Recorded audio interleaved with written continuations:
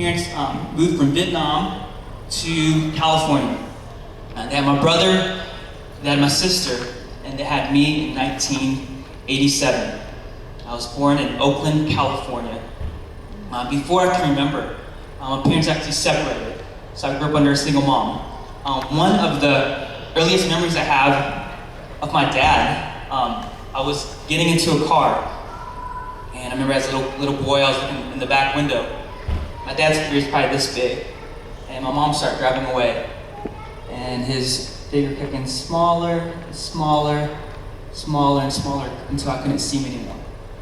And then after that, I just grew with my mom. I didn't know at the time, but my mom had schizophrenia, and so that influenced her to move around a lot. I didn't really have a stable environment. I always switched schools, I always switched cities.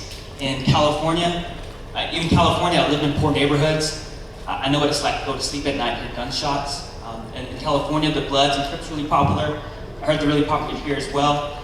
So that's the kind of environment I grew up in a very, very poor environment. And one day, my mom shows me a picture of this guy from Alabama. It looked like the pictures from the 80s or the 70s. He had like a long haircut, he had like, bell-bottom jeans on. And on the back of the photo, it says something like, "I would love to see you in Mobile, Alabama someday. Come visit me." My mom showed that picture and she said, "Twon, I'm taking our family from California all the way to Mobile, Alabama." So we take a Greyhound bus from Bakersfield, California, where we were at the time, and it takes us a week to get all the way down south to the heart of Dixie, to Alabama. So we stay in a hotel for a few days, and then after that, we end up in this place called the Women's and Children's Shelter with the Salvation Army. We stay there for a few days. And then, for some reason, after that, I end up sleeping on concrete. I end up sleeping in the driveway with my family, with my brother, my sister, my mom. And then the next day, we end up living and whoever owned that driveway, we end up living in their shed. So the shed was probably as long as this front row right here. Really small shed. Fit a family of 4. Remember, there's a freezer in there. Somehow we all fit in there. We stayed there for a few months. And then my mom found this place that she could afford called the Alabama Village. It's the projects of Mobile, Alabama. So we ended up moving into the projects. We got so poor. We couldn't afford things like electricity. We couldn't afford utilities like gas or water. I didn't know at the time, but looking back, I didn't really know how to take a shower. No one ever taught me how to take a shower. One story I can share with you is I would like these, we'll take these Sprite bottles that my mom bought with food stamps. And when they got empty, she would put them underneath the sink. And we at least had a dripping faucet. And we'll wait for days for these Sprite bottles to fill with water. And the way I took showers or the way I took a bath, I would just get into the tub, just pour a Sprite bottle over my head. That's how bad it was. And because we didn't have electricity, I would play with fire a lot. I light fires in my own home. So glad by the grace of God I didn't burn the house down. But I have a scar to prove it. So when I look at the scar, it reminds me of where I came from. I don't know what it is, but ever since I was young, I've always had a gift or a talent to make friends with people. Because I would light fires all the time. I came to school smelling like smoke. And the kids would say, "Twon, you smell like bacon." And maybe that's how I made friends. Who doesn't like bacon, right? And so I ended up going to school smelling like bacon, smelling like smoke, even though I was dirty and smelly, wore the same clothes every day, never washed my hair. I still made friends, I guess because I smelled like bacon. And but I guess the kids liked it, but I guess the adults didn't like it. So someone took notice of it. Someone took notice that I'm guessing maybe I went to school and never did my homework. I would be sent home to write sentences, never really wrote my sentences. So I didn't have electricity in home. So I don't know who found out about it, but somebody worked something out. So one day I was out in the projects in Alabama, and I was barefoot. I think I was riding my bike. And my brother and my sister come find me and said, "Twon, come back to the duplex where we were staying at the time." So I get back to the duplex, and there's a cop car waiting to take my brother and my sister and me away from my mom that day. And I was 9 years old when that happened. And so I get into the police car. I wasn't a follower of Jesus at the time, but I remember even praying like, "God, like, what are you doing?" This is one of the worst days of my life. Looking back, I was bawling, I was crying.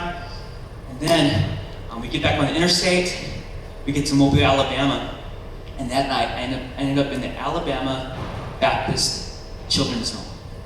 And it was there that I felt the love of Jesus for the very first time. These new house parents accepted me. They loved on me. They dazzled me with the love of Jesus. And I remember I was this little boy. I smelled like smoke. I'm wearing the same clothes I probably wore for months. And they took those clothes off of me, gave me new clothes. And right away, they accepted me into the family. And the very first time I felt the love of Jesus in its purest form. And that's the first half of my testimony, but I want to say the second half for later. Now I forget later on, remind me, I don't want to forget to share the second half. But I don't know if you're like me, maybe, even though I was a kid, I think I experienced something similar that we all experience. Maybe you feel lost. Maybe you feel like you have no direction. Maybe you just feel like you're reacting to life, not being proactive towards it. And maybe you need purpose. Maybe you need God to intervene and interrupt your life. Maybe you're looking for love. Maybe you're looking for purpose. Tonight I want to show you that purpose is looking for you. Love is looking for you. Love pursues you. And because the event is called Pure Love, this message is simply entitled Pure Love. And I want to share with you Pure Love from Psalm 23. It says that, say this with me, the Lord is my shepherd. The Lord is my shepherd. I have what I need. I have what I need. Man, praise God. Your version might say, I lack nothing. Your version might say, there's nothing, I shall not want. Your version might say, I have everything I need. My verse says, I have what I need. And the Lord is my shepherd, I have what I need. This is the Lord who holds the universe with his pinky, who's in control of all things. Who's the Alpha? I've seen you guys raise your hands. I could talk a little Christian with you, okay? Who's the Alpha and the Omega, okay? Who's the beginning and the end? Who closes doors, opens doors? The God who's in control of all the universe. The God who knows every single hair on your head. This Lord, if he's not your shepherd, can be your shepherd. And if he is your shepherd, you're in the safest place you can ever be. He lets me lie down in green pastures. So shepherd, why would a shepherd lead sheep to green pastures? It's to feed the sheep. He leads me beside quiet waters. So why would she go to quiet waters? To get something to drink from the shepherd. He renews my life. And maybe you feel used and abused tonight. Maybe you feel worn out. My prayer is by the end of this message, you'll be refreshed in God. You'll be renewed in Jesus. He leads me along the right paths, implying there are wrong paths. For his name's sake. He gets us from living for ourselves or being self-centered, and he turns us into people who are God-centered.